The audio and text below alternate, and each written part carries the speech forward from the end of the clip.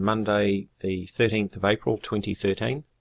This is an update on my series on the Crrow debunkery project, and piece by piece we're going to put this all together and look at all of the claims point by point and see if we can analyze them, take them apart, put them back together and see what remains. Now, one of the points that Crrow has made about his lunar wave videos is that the lunar wave cannot be seen in the atmosphere outside the disk of the moon.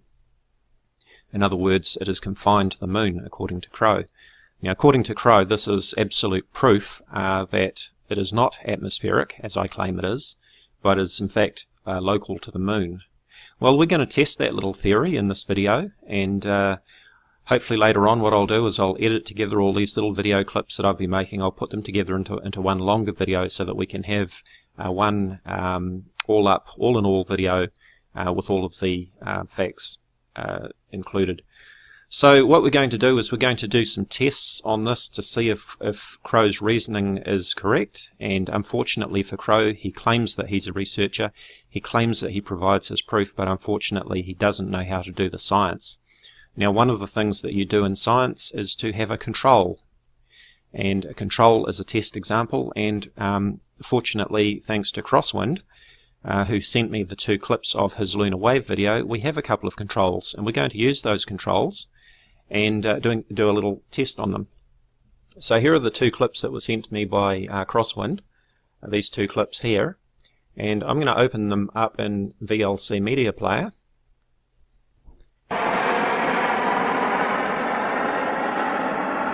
So there is the first clip. I'll turn off the sound.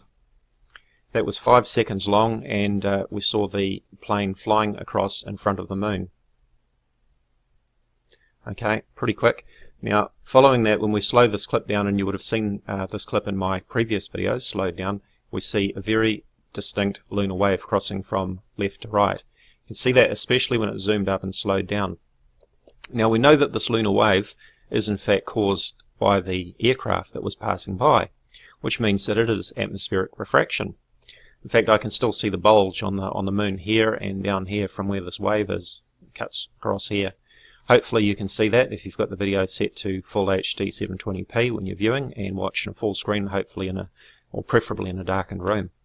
But what we're going to do now is I'm going to step this back to where the plane is. In fact, you can see some of the weight there from the plane that's just passed. And I'm going to step this back, and this will be a good shot to start with, but I'll bring it back a little bit further so you can see where we're at.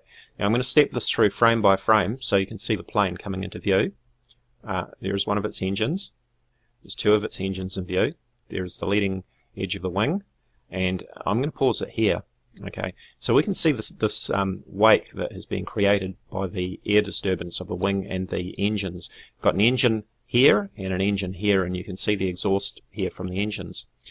So clearly we can't see anything else other than what we can see here because of the blackness of the sky.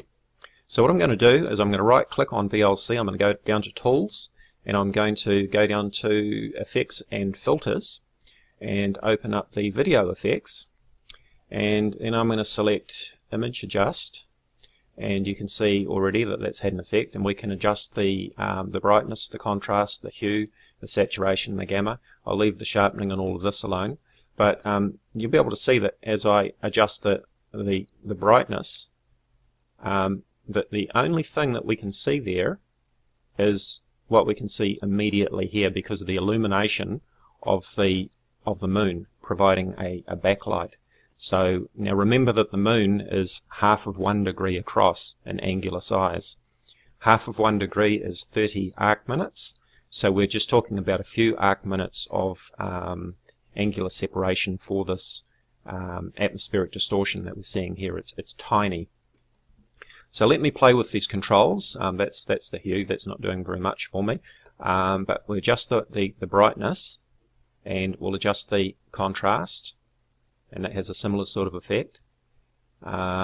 Let's turn the brightness and the contrast, so we'll put them both up. I'm just playing here. Now I'm doing this live instead of making clips and editing them, so that you can see what I'm doing. Okay, so that I can't be accused of manipulating the footage or editing out what I don't want you to see, if that was the case.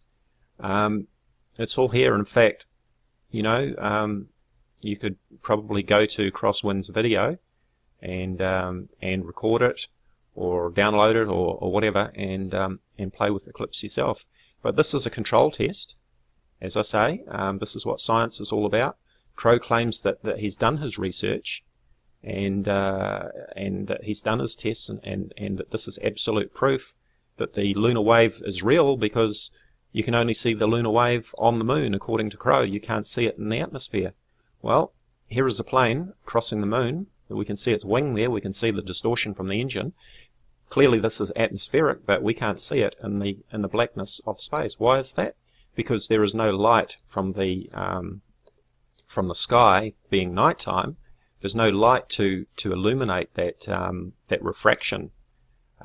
There's nothing to see. There's no light to be refracted that we would see. You've got to have some backlighting to be able to see such a refraction. And the moon, of course, provides that light that we can see in the form of what Crrow calls a lunar wave. Okay, so I'm going to turn the image adjust off, and I'm going to run this forward to, right, there's the lunar wave. It stopped right there, and again I'm going to do the same thing, and let's see if we can see any evidence of that lunar wave. Now, these are basic effects that I'm using here, but I've actually sent this clip out to a couple of people who I consider to be experts with video tools such as Adobe Premiere. One person who I've asked to have a look at, and he's doing so, is Fluke Skywatcher, and I'll put a link in the description area to his channel. And the other person I'm getting to have a look at these clips is UFO Theatre, and again I'll put a link in the description area to his channel and his website. And they're going to analyze these clips, and Fluke Skywatcher has already sent me a couple of clips that we've looked at, and there's no evidence of the atmospheric disturbance outside the disk of the moon. So I'll upload those videos, and no doubt Fluke Skywatcher and UFO Theatre will do the same, and I will mirror their videos on my channel as well, and we'll put this all together. Okay, so there's no evidence here of the so-called lunar wave outside the disk of the moon. So let's try the other clip. Okay, so I'll close that one, and let's look at this one. Just play it through once. Here goes our plane, and here's this fantastic lunar wave.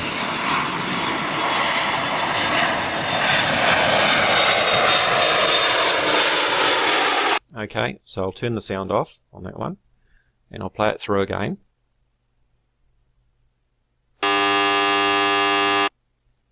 Okay, I'm not sure what's happening with my sound there, but anyway. So again, we can see this atmospheric disturbance, and let's turn on the where are we, tools? Let's turn on the effects and filters, video effects, image adjust, and let's play with that brightness, and back down there. And again, we cannot see any atmospheric effects from that big plane that is flying across in front of the moon. So according to Crrow's logic, if this was atmospheric, which indeed it is, then we should be able to see some sort of noise or effects when we adjust the levels, when we adjust the gamma levels. There's nothing there, Crrow. So I think that puts that supposed proof to rest. It is not proof that the lunar wave is in fact real. And let's have a look at the clip that Fluke Skywatcher has sent me so far. Let's have a look. Lunar wave edits. Here we go. Now I'll just turn off the sound. Okay, let's try turning the volume down, see if that helps. Okay, that's better.